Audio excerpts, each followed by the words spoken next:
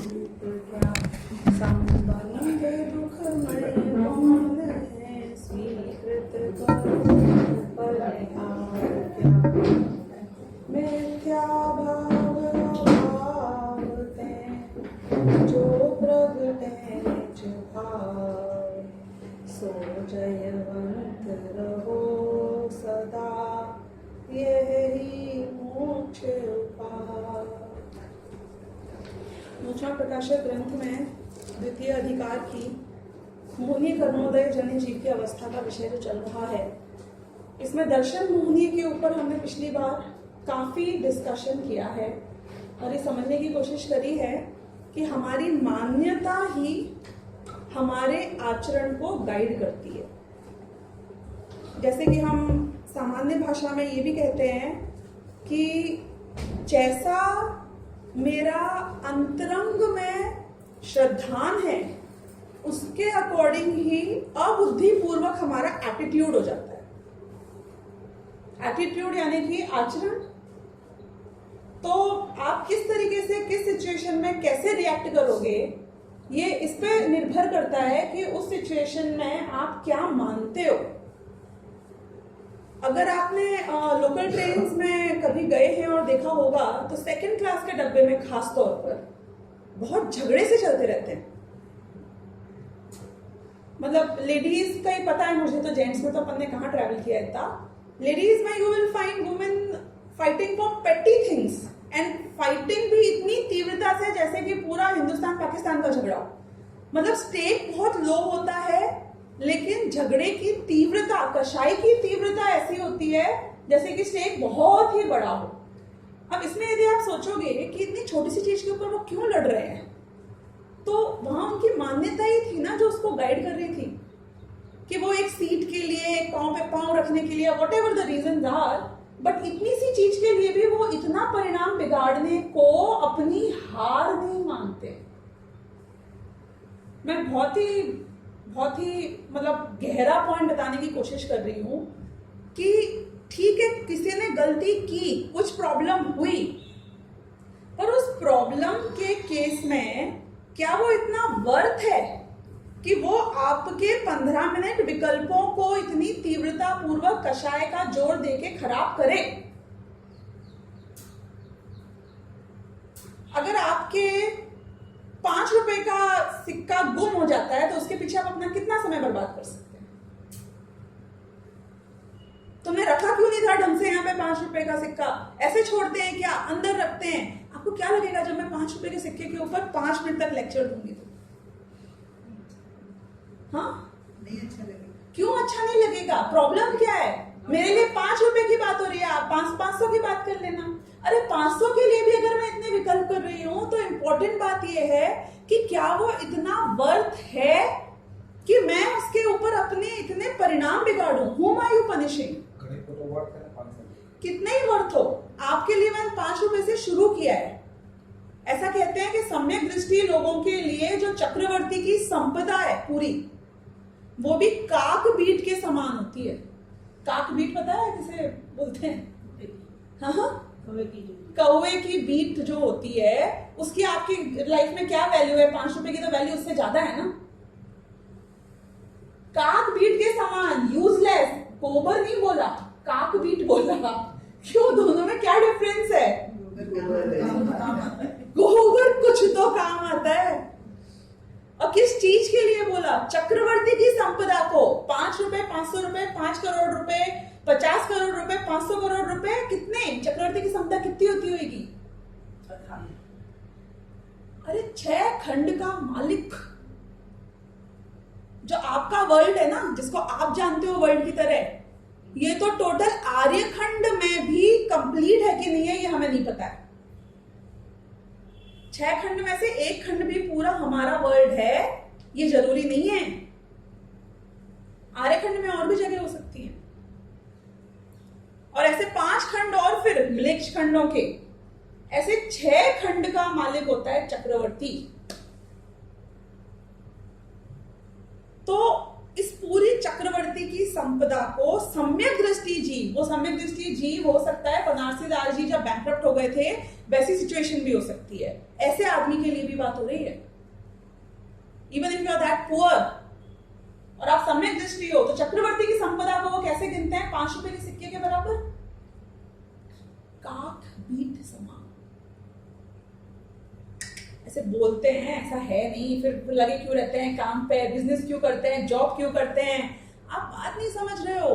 बात ये नहीं है कि वो उसके लिए पुरुषार्थ करते हैं कि नहीं करते हैं। मुझे भूख लगेगी तो मैं खाना खाने जाऊंगी या नहीं जाऊंगी, लेकिन उसका मतलब ये नहीं है कि मैं जीती हूं खाने के लिए, कि 24 घंटे दिमाग में खाना ही घूमता है, कि खाना की इतनी बड़ी कीमत है लाइफ में कि उसके लिए मैं कुछ भी कर सकती हूँ। ऐसा नहीं है। ठीक है, भूख लग रही है, खाना खाने जा रहे हैं, कोई बात नहीं है। हमें जो भी यहाँ घर की सफाई भी हो रही है, कचरा भी निकल रहा है, इसका मतलब ये नहीं है कि वो मेरे लाइफ में घर की सफाई होना ही सब कुछ है। मतलब समझ रहे हो ना? तो वैसे बिजनेस भी कर लेते हैं। जैसे आप बाथरूम जाते हो वैसे वो बिजनेस कर लेते हैं। उस समय भी मेरा दिमाग बाथरूम को इंपॉर्टेंस नहीं दे रहा है, लेकिन मेरे दिमाग नहीं है और क्रिया हो रही है, उसके लिए पुरुषार्थ हो रहा है, उसके लिए प्लानिंग हो रही है, उसके लिए आगे पीछे काम होंगे। बिजनेस करो, जॉब करो, खाना बनाओ, सोशल रहो, सब होएगा काम, लेकिन उसकी इंपॉर्टेंस आपकी लाइफ में कितनी है, ये बात मैं आपको 5 रुपए के सिक्के से बता रही हूं कि उस चीज के पीछे यदि मैंने 5 मिनट अपने विकल्प बर्बाद किए तो उस पूरे सिचुएशन में लूजर कौन रहा?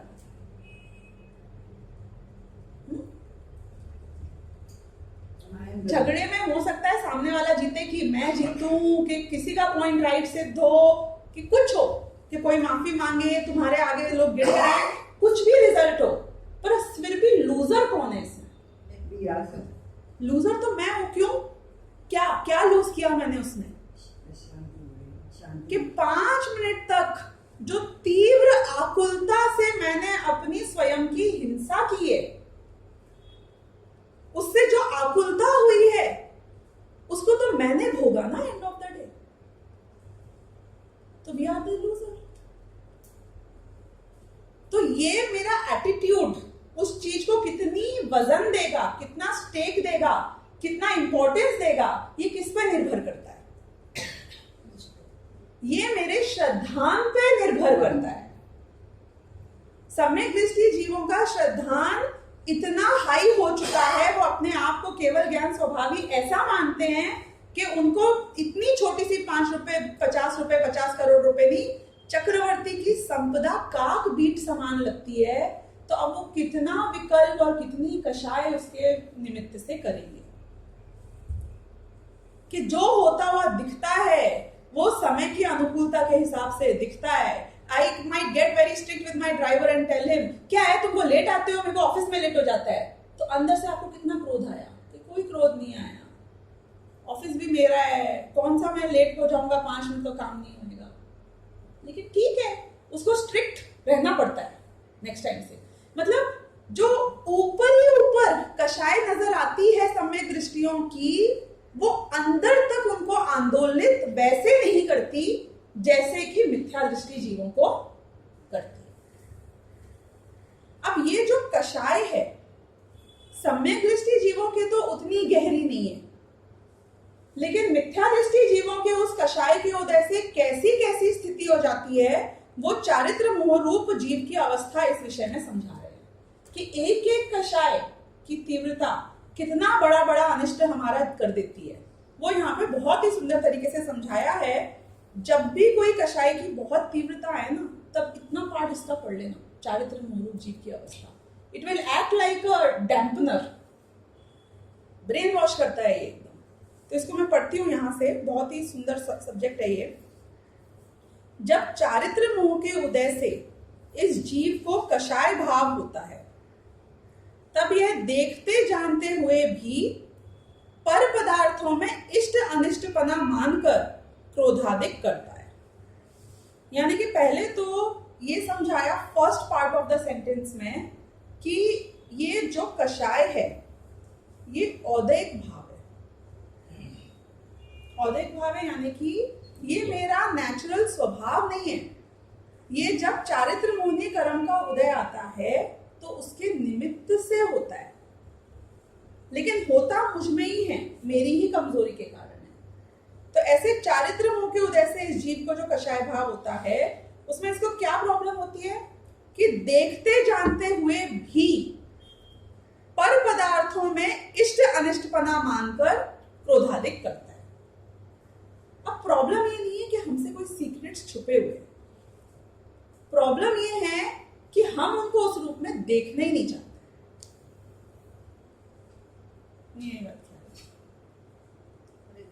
फॉर एग्जाम्पल कि यदि समझो हमारा बच्चा है, अब वो बच्चा आपका कितना सगा है, आपके बच्चे की बात करें, कितना सगा है, कितनी श्रद्धा भक्ति है उसको आपके प्रति, कितना प्यार है उसको आपके प्रति, आपकी सब बात मानता है, जो आप बोलोगे वो करेगा। मेरे को तो पता नहीं। हम सबसे ज्यादा एंड मोस्टली जानते हैं कि जब तक बच्चे के अनुकूल चलेंगे तो वो बहुत प्रेम करता है। उसकी इच्छा और आपकी इच्छा में जहां तक 5% 10% डिविएशन होता है वो चला लेता है। जहां आप अपनी चलाने आ जाओगे वहीं सारे रिश्ते टूट जाते हैं।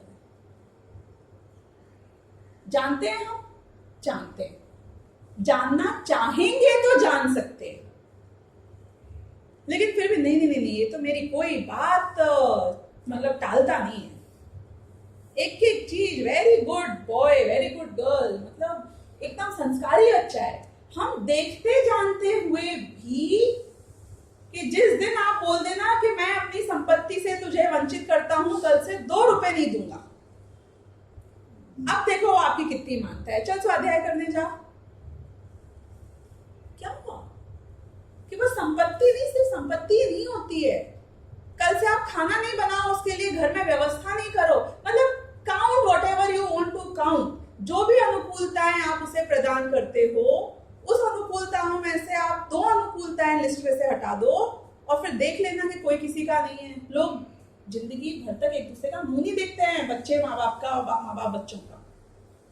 मतलब कि सारे रिश्ते, पति पत्नी गिन लो, बच्चा गिन लो, भाई बहन गिन लो, जो रिश्ता गिनना, सारे रिश्ते हम देखते हैं, जानते हैं कि स्वार्थ के लेन देन के रिश्ते, लेकिन फिर भी देखते जानते हुए भी हम उसमें इष्ट अनिष्ट बुद्धि करते हैं। इष्ट अनिष्ट बुद्धि यानी कि नहीं नहीं, ये मेरा बच्चा है, इसके लिए मैं सब करने तैयार हूं, मेरी जान चली जाए तो चली जाए पर मैं इसके लिए करूंगा, अपनी किडनी देनी पड़े तो मैं दे दूंगी एक। क्यों?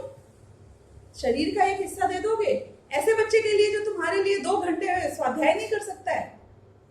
नहीं नहीं, वो बात ठीक है, लेकिन अभी आप दोनों बातों को मिक्स मत करो। देखते जानते हुए भी हम अपने राग के वशीभूत हैं।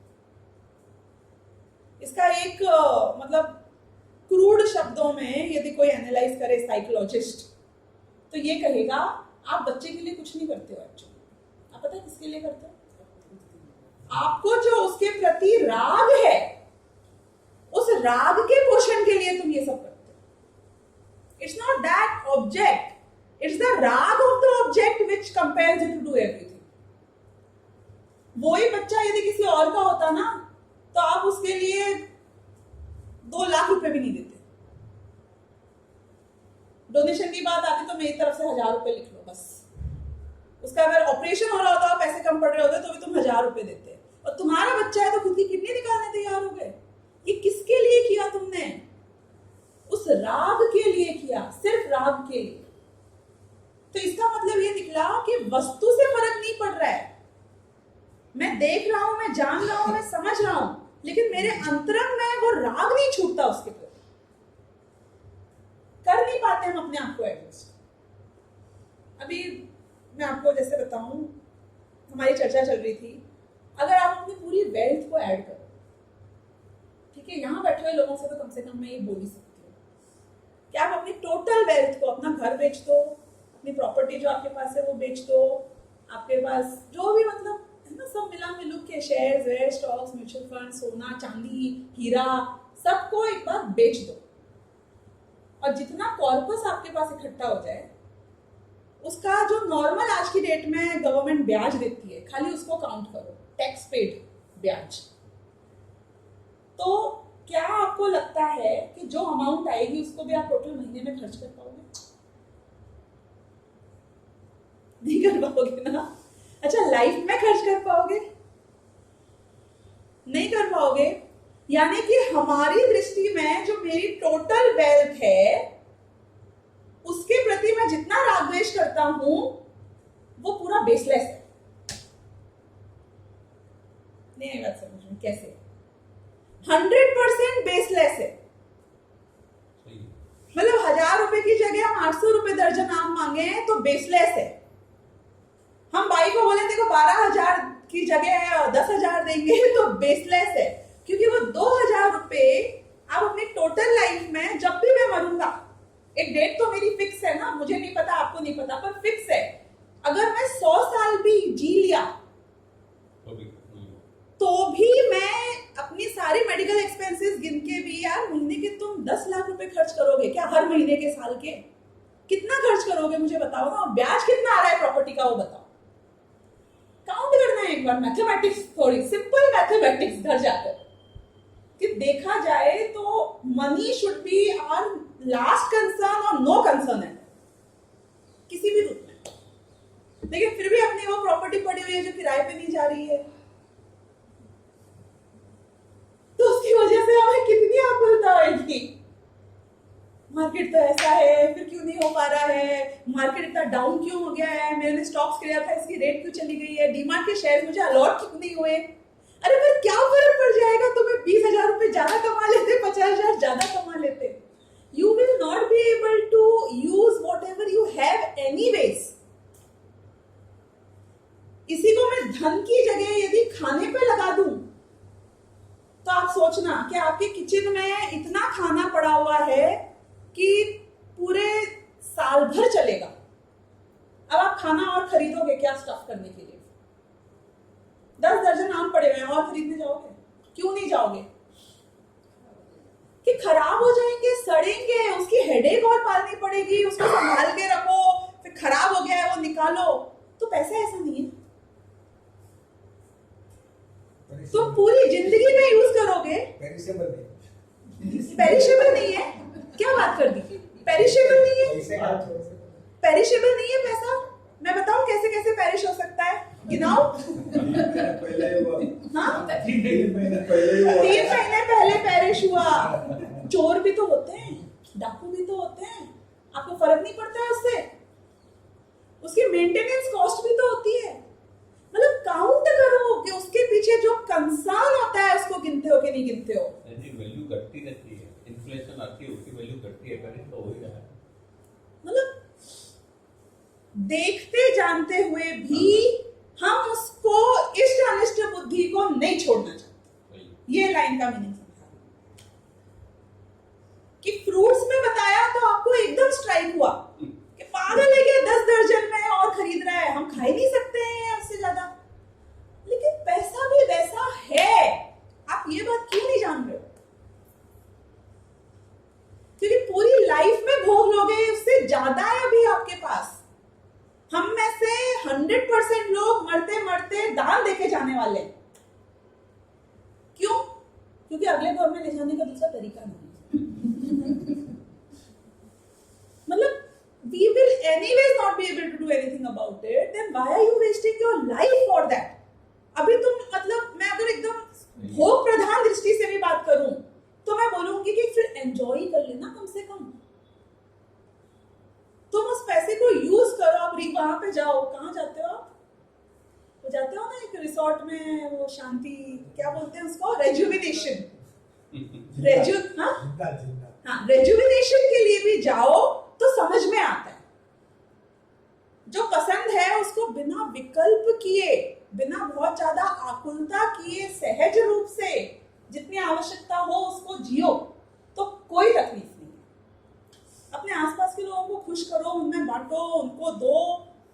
मतलब वही 5 रुपए की कीमत बाई को तो बहुत ज्यादा है, तो उसको 10 दे दो।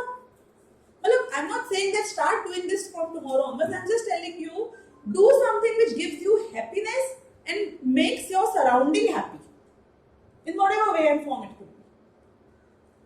लेकिन हम क्यों लूजर्स हैं कि हम जानते हैं इसका ऐसा स्वभाव, फिर भी आपके जीवन का एकमात्र इंपॉर्टेंट काम जिसके लिए आप इमीडिएटली उठ के जा सकते हो, वो किससे रिलेटेड है? नहीं, आप बोलोगे मेरी हेल्थ भी है, भूख भी है, ये भी है, रिश्ते भी हैं, वो सब है, पर आपका total 80% time of your life and at whatever phase you are, that's okay. आप बिजनेसमैन जॉब वाले भी हो सकते हो, आप हाउसवाइफ भी हो सकते हो, आप कुछ भी हो सकते हो, लेकिन दिमाग में जो 80% इंपॉर्टेंस चीज को दे रखी है, वो हमने ऐसी चीज को दे रखी है जो उससे इंपॉर्टेंट है ही नहीं। और ऐसा भी नहीं है कि हम ये बात जानते नहीं है, लेकिन फिर भी क्या है प्रॉब्लम कि आप ही नहीं, मैं भी यहां से उठ के जाऊंगी तो वो 1000 रुपए में बोलूंगी तो पूरी दुनिया तो 600 रुपए में देने लग गई है, आप क्यों 1000 में दे रहे हो? क्यों? क्योंकि राग नहीं छूटता। आप समझो प्रॉब्लम क्या है, ये चारित्र होने की प्रॉब्लम है। क्या प्रॉब्लम है? दिख रहा है, जान रहा है, समझ रहा हूं, लेकिन राग नहीं छूटता। Problem what is the problem? Chakravarti की भी क्या प्रॉब्लम है? आप मैं तो चलो छोड़ दो, या तो नोबडी, छायक सम्यक दृष्टि की बात करती हूँ, उनकी क्या प्रॉब्लम है? क्यों गए 6 खंड का राज जीतने? क्यों हमने चलाया चक्र अपने सगे भाई के ऊपर? मतलब व्हाट वाज इट? राग। देखते जानते हुए भी इष्ट अनिष्ट बुद्धि नहीं छूटती, राग नहीं छूटता है। सम्यक दृष्टि के केस में मात्र राग है, इष्ट अनिष्ट बुद्धि जा चुकी है। यहां मिथ्या दृष्टि की बात है, तो यहाँ पे तो हमारी इष्ट अनिष्ट बुद्धि ही पर से नहीं छूट रही है, ये बात की है। तो इसलिए ये इन सबको इष्ट अनिष्ट मानकर क्रोधाधिक करता है। क्रोधाधिक यानी कि क्रोध, मान, माया, लोभ, चारों कषायों की बात है, और गौण रूप से 9 कषायों की भी बात है। 9 कषाय पता है किसे कहते हैं? हास्य, रति, अरति, शोक, भय, जुगुप्सा, स्त्री, पुरुष और नपुंसक वेद। ये सारी कषायों के वशीभूत हुआ है। अब देखना, एक एक कषाय को ये डिटेल में समझाएंगे। वहां क्रोध का उदय होने पर, आप में से कितने लोग अपने आप को गुस्सैल मानते हो, शॉर्ट टेम्पर्ड मानते हो? I am trying to make this more interesting. आप शॉर्ट टेम्पर्ड हो? ओके, नहीं हमको ऐसा लगा नहीं यहाँ पे, इसलिए मैंने एक बार कंफर्म कर लिया। तो ठीक है, निमित्त भी नहीं है यहाँ। ओके, और कोई आप में से कोई अपने आप को शॉर्ट टेम्पर्ड मानता है? बैठे बिठाए कौन अपने आप को शॉर्ट टेम्पर्ड मानेगा? कोई आपसे उल्टा करके तो दिखाए। जब प्रतिकूलताएं आएंगी, शॉर्ट टेम्पर तो तब होता है ना, जब भूख लग रही हो, सिर दुख रहा हो, और फिर कोई आपको बोले कि ये सेवा कर दो, ये करा दो, तो बोलोगे खुद ही मरे जा रहे हैं, तुमको तुम्हारी पड़ी है। ऐसे बोलोगे, ऐसे बोलोगे, यहाँ तो मैं खुद ही मर रहा हूँ, तुमको तुम्हारी पड़ी है। कैसा होता है? चिड़चिड़ापन आ जाता है ना। तो क्रोध के वशीभूत जीव की क्या परिस्थिति होती है, वो यहाँ पे बता रहे हैं कि वहां क्रोध का उदय होने पर, ये जो क्रोध का उदय बोला, ये किसकी बात है? बताओ। नहीं, क्रोध का उदय, यहाँ पे क्रोध किसे कहा जा रहा है? कौन है क्रोध जिसका उदय? प्रतिकूलता तो क्रोध के उदय में अघातिया कर्म का जो एक रूप है, उसका नाम है। हाँ, क्रोध का उदय यानी कि चारित्र मोहनीय कर्म, क्रोध नामक कर्म का उदय, पुद्गल कर्म के उदय की बात हो रही है। ठीक है, तो वहां क्रोध का उदय होने पर पदार्थों में अनिष्टपना मानकर उनका बुरा चाहता है। जिस चीज पे गुस्सा आता है, you want to hurt that thing. अब वो हर्टिंग आप शब्दों से करो, फिजिकली करो, वो अलग बात है, या मन से भी करो, बट आप उसको दुखी देखना चाहते हो, आप उसको हर्ट करना चाहते हो, परेशान करना चाहते हो, तो ऐसा होता है। अब कोई मंदिर आदि अचेतन पदार्थ बुरे लगे, अयोध्या, कार सेवा, मतलब आप गिन लेना, कोई आके अभी आपका मंदिर तोड़ के अपना मस्जिद बना ले, तो आपको क्या होएगा? आप शांति से बैठे रहोगे? ऐसा कैसे किया? जैन शासन के ऊपर उपसर्ग हो रहा है, हम मर जाएंगे लेकिन हम अपने मंदिर को बचाएंगे, मतलब ये सारी फीलिंग है क्रोध की। तो जिस चीज के प्रति क्रोध आता है, कोई मंदिर आदि अचेतन पदार्थ बुरे लगे, तब तोड़ने फोड़ने इत्यादि रूप से उनका बुरा चाहता है। यानी कोई भी पुद्गल जैसी चीज और मंदिर का इसलिए एग्जाम्पल दिया, आदि भी डाला कि वो कितनी पूजनीय क्यों नहीं हो, कितनी ही महान क्यों नहीं हो, जड़ है तो भी गुस्सा आता है तो उसके ऊपर अपना गुस्सा निकालता है, तोड़ देगा फोड़ देगा, ऐसे उनका बुरा चाहता है। तथा शत्रु आदि सचेतन पदार्थ बुरे लगे तब उन्हें वध बंधन आदि से या मारने से दुख उत्पन्न करके उनका बुरा चाहता है।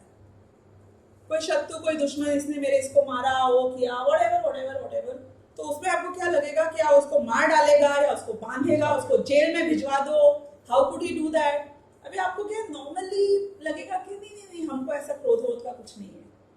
यदि कोई आदमी गुस्से में आके आपके हाथ काट दे तो आप क्या चाहोगे? अब आपके कैसे भाव होंगे? हाँ, कि उसको सजा मिलनी चाहिए, कि ठीक है उसको 10 दिन जेल में जाके छोड़ दिया, चलेगा? क्यों? हाँ, क्या होना चाहिए उसके साथ आपके अकॉर्डिंग? क्या हम इंडिया में रह के कैपिटल पनिशमेंट की बात कर रहे हैं कि जो मेरे साथ हुआ है वो होना चाहिए? मैं ये बता रही हूँ कि देखने में हम जैसे शांत बैठे हुए लोग जो परम वितराग भाव से धर्म श्रवण कर रहे हैं, यदि उनके सामने भी एक ऐसी परिस्थिति उपस्थित की जाए कि तुम्हारे हाथ काटे तुम्हें जिंदगी भर के लिए लूला कर दिया है, तो हमारे अंतरंग में भावना कैसी आती है? ये क्रोध है, ये भावना क्या? अरे उसे छोड़ कैसे सकते हो आप? पर उसकी वजह से थोड़ी आपका हाथ कटा। आपका हाथ क्यों कटा? उसकी वजह से कटा, खुद की वजह से कटा, तो तुम उस पर क्रोध क्यों कर रहे हो? लेकिन हमारे भी ये भाव आता है कि उसको सजा मिलनी चाहिए, उसका बुरा होना चाहिए, उसको रोना तड़पना चाहिए, उसका हाथ जाए तो उसको कैसा लगेगा उसको एक बार फील करना चाहिए। तो ये जो सारी भावनाएं हैं, ये क्रोध की भावना है, जिसमें ये चाहता है कि उसको पकड़ो, उसको बांधो, उसको मारो, उसका हाथ काटो, वध बंधन आदि, ये हम उसके साथ करना चाहते हैं जो उसने हमारे साथ किया है। तो ऐसे ही सचेतन पदार्थ बुरे लगे तो उनको वध बंधन आदि से या मारने से दुख उत्पन्न करके उनका बुरा चाहता है। तथा आप स्वयं अथवा अन्य सचेतन अचेतन पदार्थ किसी प्रकार परिणमित हुए, अपने को परिणमन बुरा लगे, तब अन्यथा परिणमित करा के उस परिणमन का बुरा चाहता है। यहाँ परिणमन मतलब क्या हो रहा है कि समझो, मैं सबसे पहले अपनी बात करती हूँ कि मैं बीमार पड़ गई, तो अपने में एक अनिष्ट परिणमन हुआ, राइट? तो ये उस परिणमन का बुरा चाहता है कि ये बीमारी खत्म हो जाए। अपन मोटे हो गए, ये भी एक परिणमन हुआ, उस परिणमन का बुरा चाहता है, यानी कि मोटापा खत्म हो जाए। अपने बाल चले गए, तो ये ऐसा परिणमन हुआ अपने में जो हम नहीं चाहते थे, तो उस परिणमन का बुरा चाहता है, यानी कि वापस आ जाए ऐसा चाहता है। परिणमन का बुरा मतलब आप समझे ना? तो ये तो हो गया सचेतन में, खुद में। दूसरे सचेतन पदार्थों में भी कि वही अपना नौकर अपने हिसाब से नहीं चले, अपनी चलाने लग जाए, अपने बच्चे अपने हिसाब से नहीं चले, अपनी पत्नी अपने हिसाब से नहीं चले।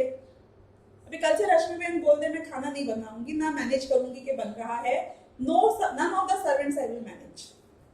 अब वो परिणमन कैसा लगेगा आपको? नया रूप। तो आप उस परिणमन का बुरा चाहोगे।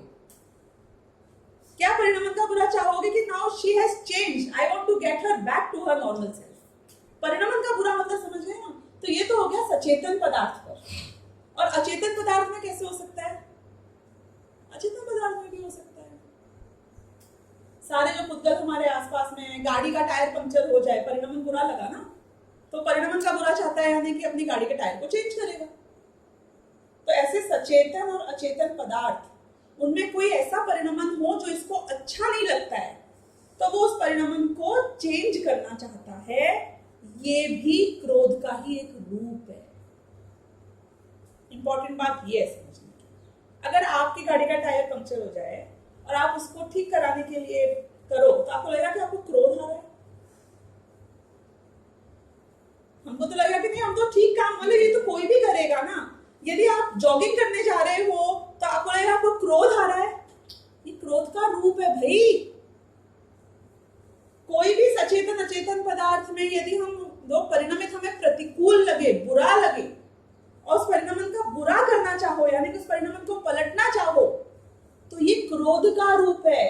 अब मुनिराज के केस में यदि मैं आपसे बात करूं, तो मुनिराज को यदि मौसम में गर्मी बहुत हो जाए और लगे कि थोड़ी ठंडक होती तो मेरा ध्यान ज्यादा लगता, तो ये क्रोध का रूप है कि नहीं? क्रोध का रूप है। अगर ऋषभ देव मुनि के, आदिनाथ मुनि के मन में ये आ जाता 6 महीने तक कि ये लोग समझते नहीं है, क्या हार कैसे देते हैं,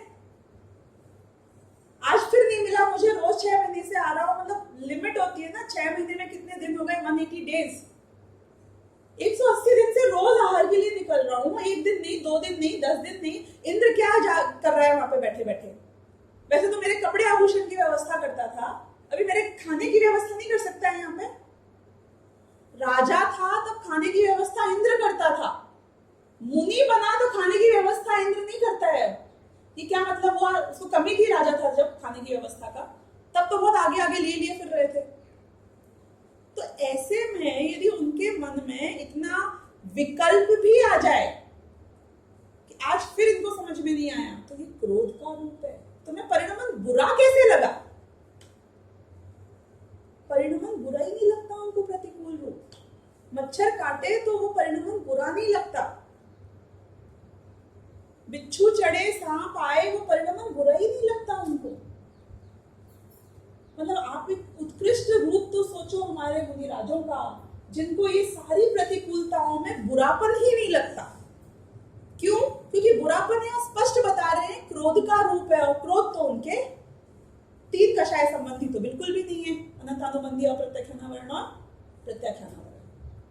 तो इतना उत्कृष्ट रूप क्रोध का, इतना सूक्ष्म रूप क्रोध का भी समझने जैसा है यहाँ पर।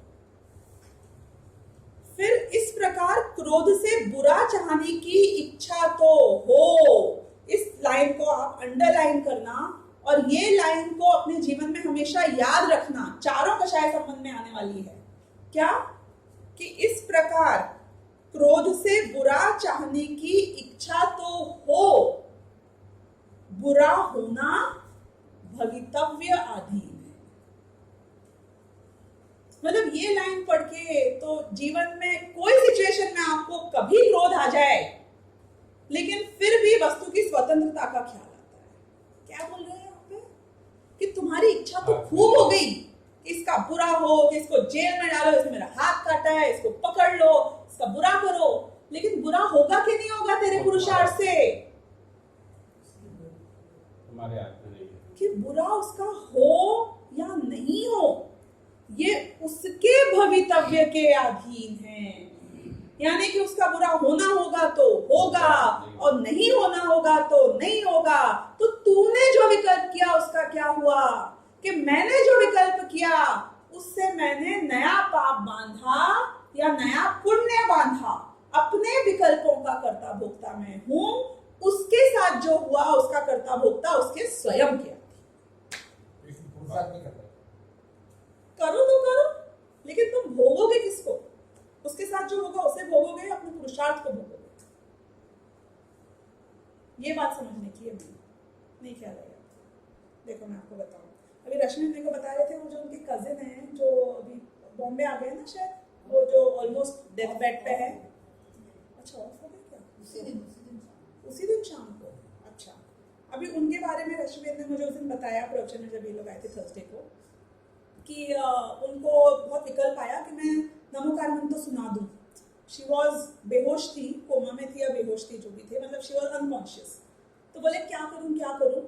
तो मैं उनको नमोकार मंत्र सुनाया कि थोड़ा धर्म श्रवण तो करो कम से कम। अब मेरा उनने जो धर्म श्रवण कराया, मतलब उनने जो भी कहा धर्म की बात, नमोकार मंत्र बोला, इससे क्या इफेक्ट हुआ टोटल सिचुएशन में? कि उनको फायदा हुआ कि नहीं हुआ?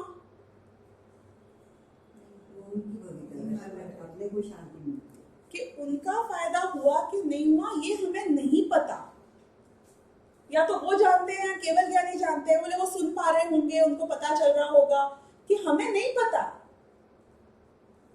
हो सकता है सुन भी पा रहे हो, क्योंकि कई बार बेहोशी में भी हमको आसपास का पता चल जाता है क्या हो रहा है, हम रिएक्ट नहीं कर पाते हैं, और हो सकता है नहीं भी पता चल रहा हो सकता है हमने पॉजिटिव एनवायरनमेंट क्रिएट कर दिया तो उससे उनका फायदा हो रहा हो या नहीं हो रहा हो। वो क्या है होगा उनके साथ, कि उनके साथ उनकी भवितव्यता के अनुसार जो होना है वो होगा। तो मैं क्या करूं, पुरुषार्थ करूं कि नहीं करूं? नमो कारमन मैं सुनाऊं कि नहीं सुनाऊं? आप तो ये बताओ, क्या लगता है?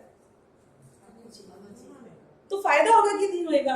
आपको तो होगा, उनको नहीं होगा। कि तुम जो विकल्प कर रहे हो कि मैं सामने वाले का भला करूं, ये एक दया परिणाम, शुभ परिणाम जो है, उस दया और शुभ परिणाम का तुम खुद भोगोगे। अब चाहे बंध रूप से भोग रहे हो या मंद कषाय रूप से भोग रहे हो, वो अलग बात है।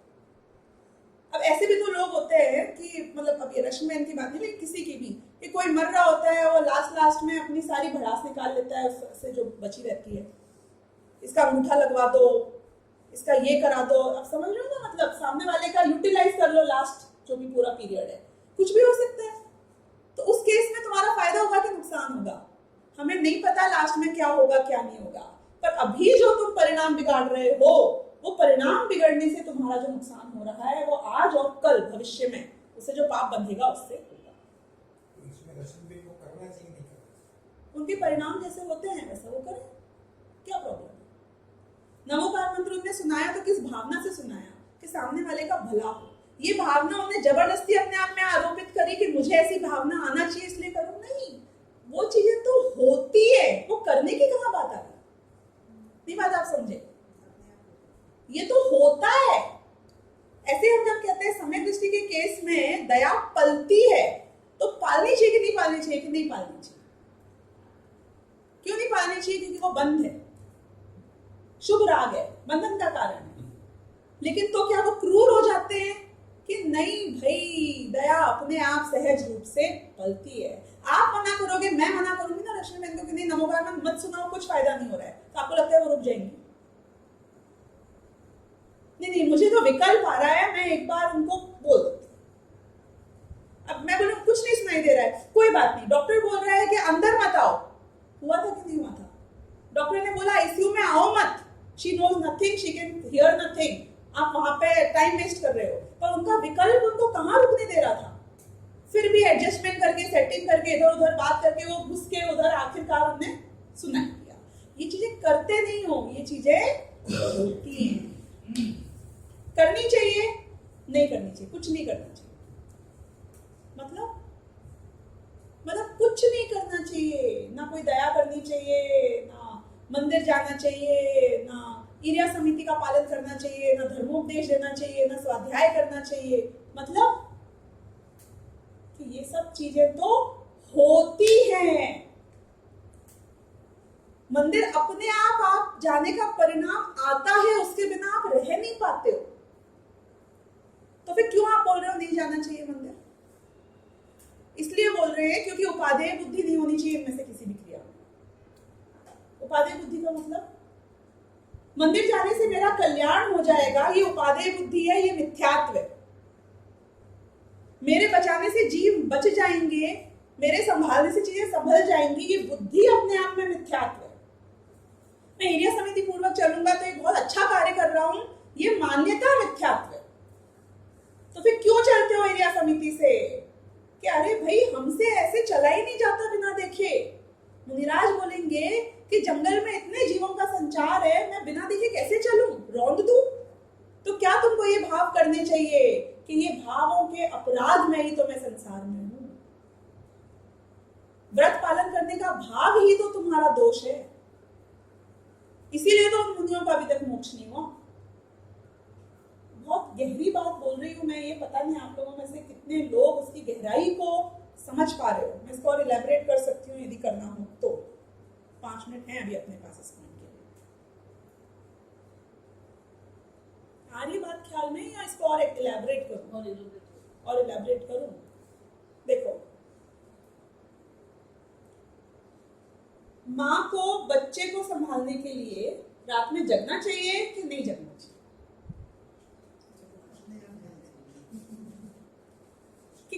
उपादेय बुद्धि नहीं है जगने में उसकी, उसे कोई मजा नहीं आ रहा है रात को 2 बजे उठ के उसको पानी पिलाए, उसको उठाए, उसका डायपर चेंज करे।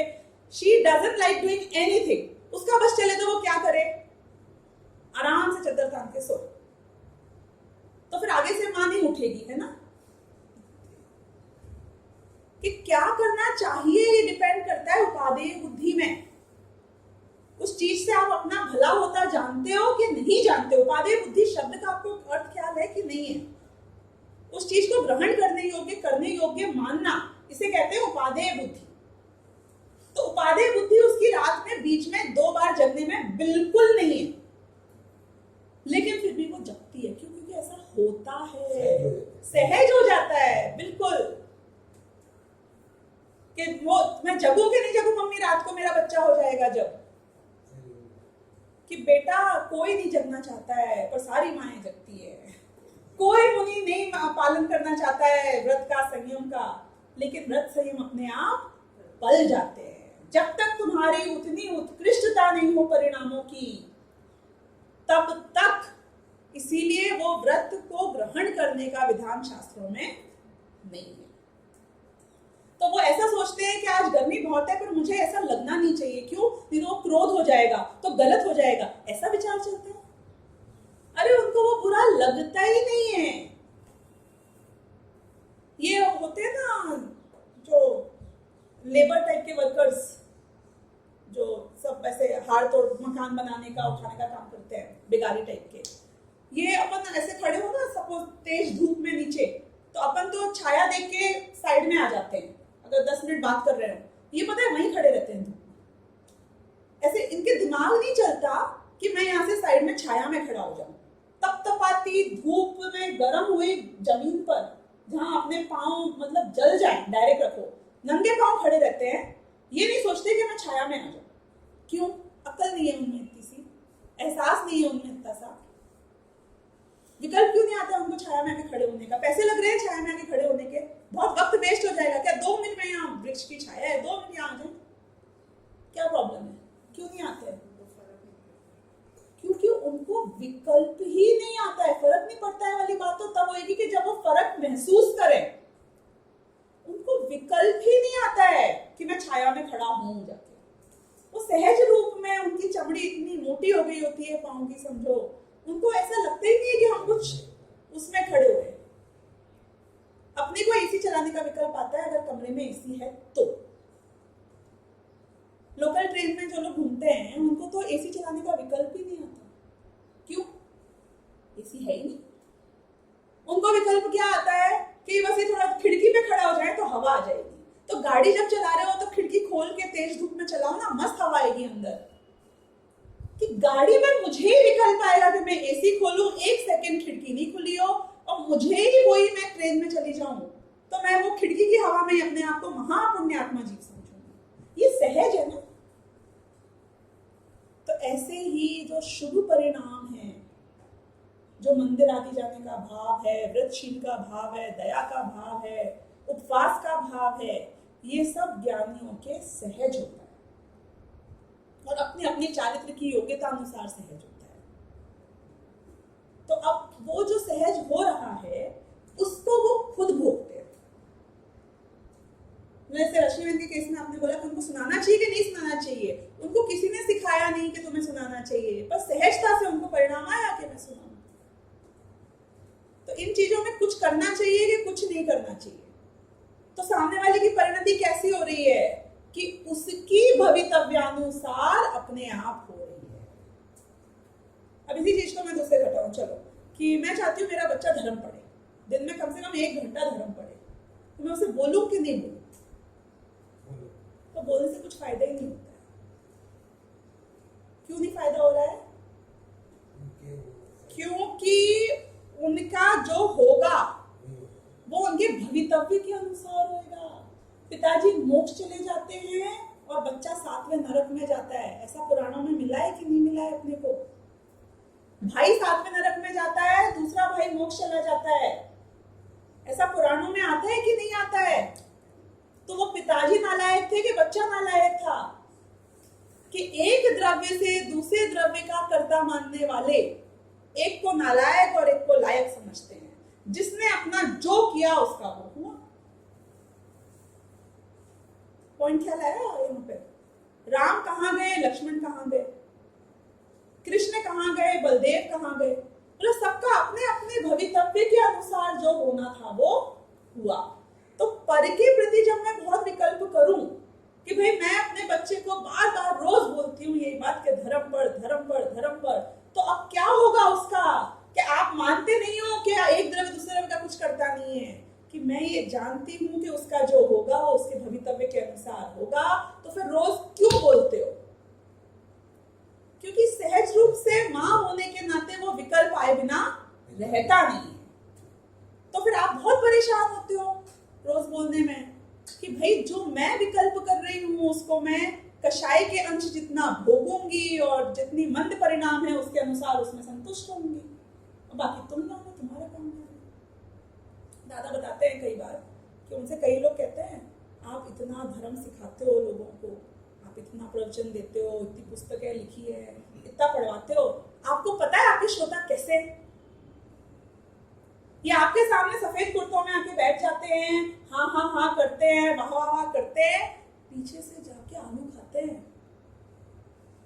आपको पता है ये रात में खाते हैं, ये श्रोता ऐसे ऐसे बिजनेस में लोगों को ऐसा ऐसा करते हैं। आपका तो ये सब निष्फल हो गया, वेस्ट हो गया, व्यर्थ है आपका ये सब कराना। तो दादा क्या जवाब देते हैं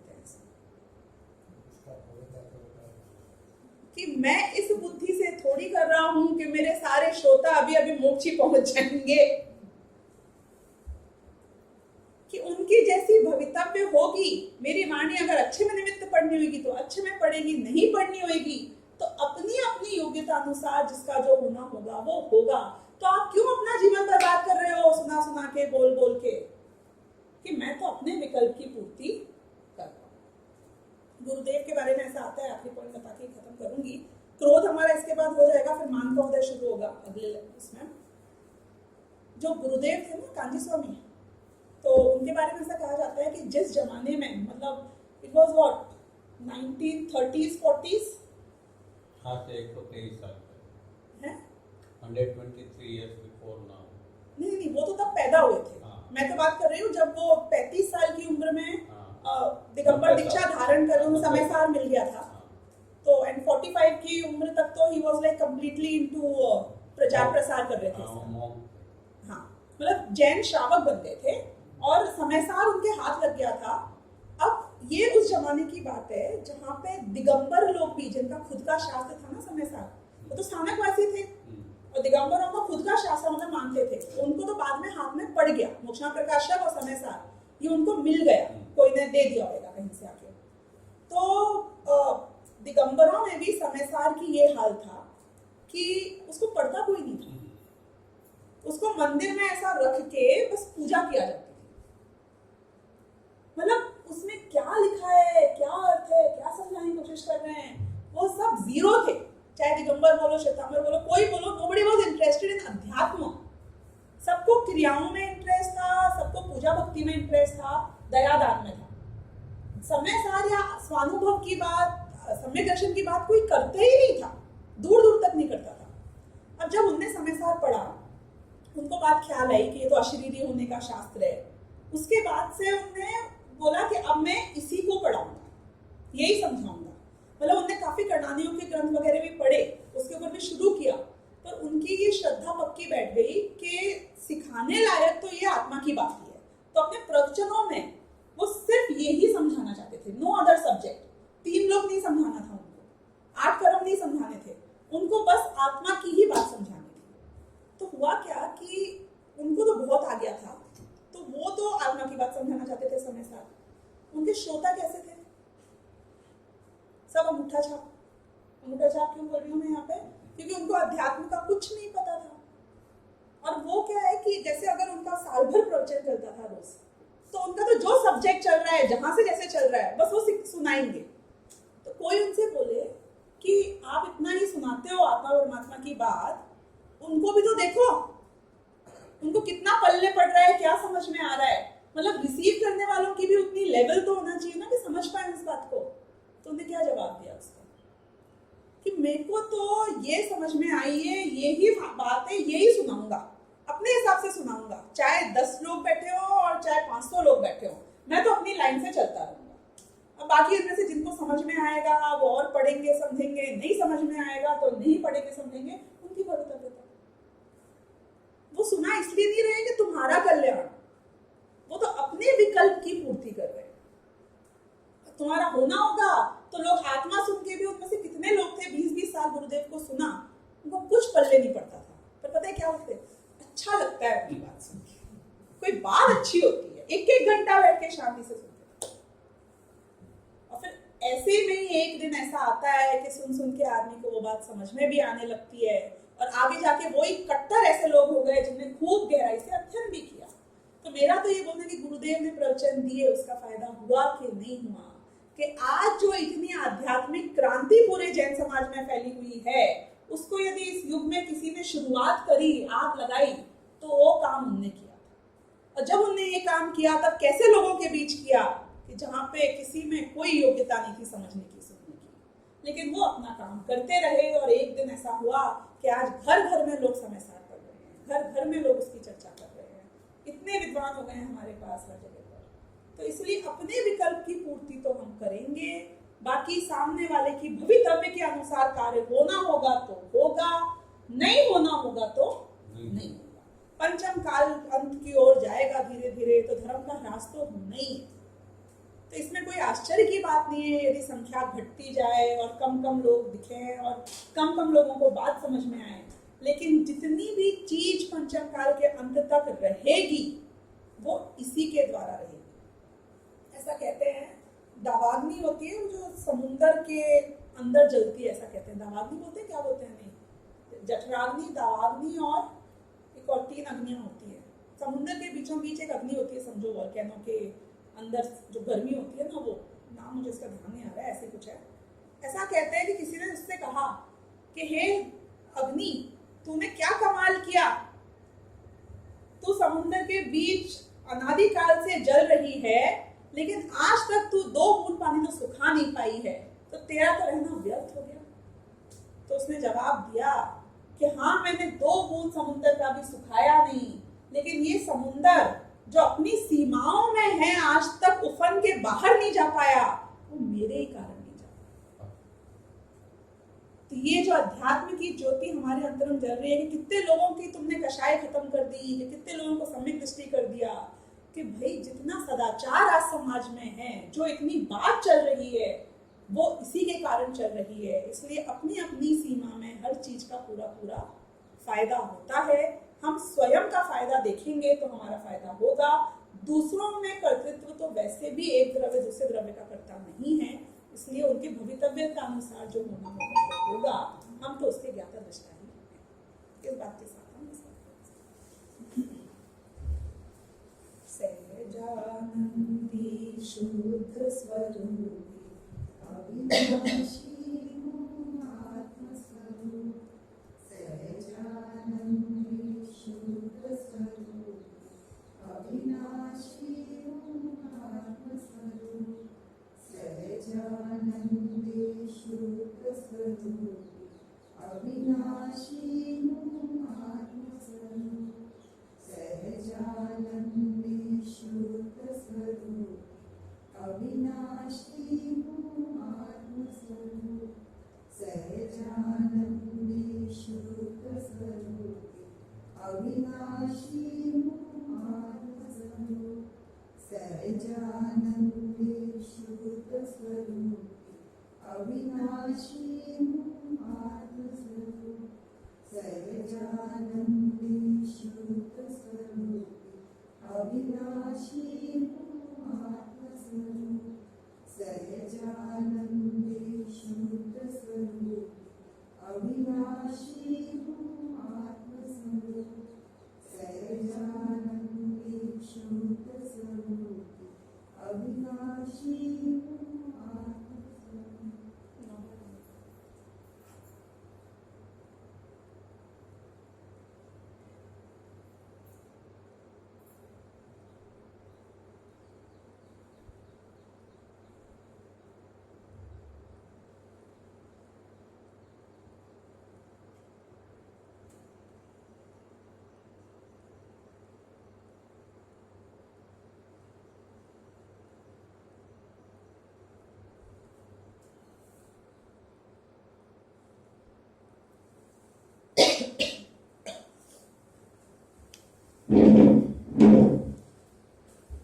है।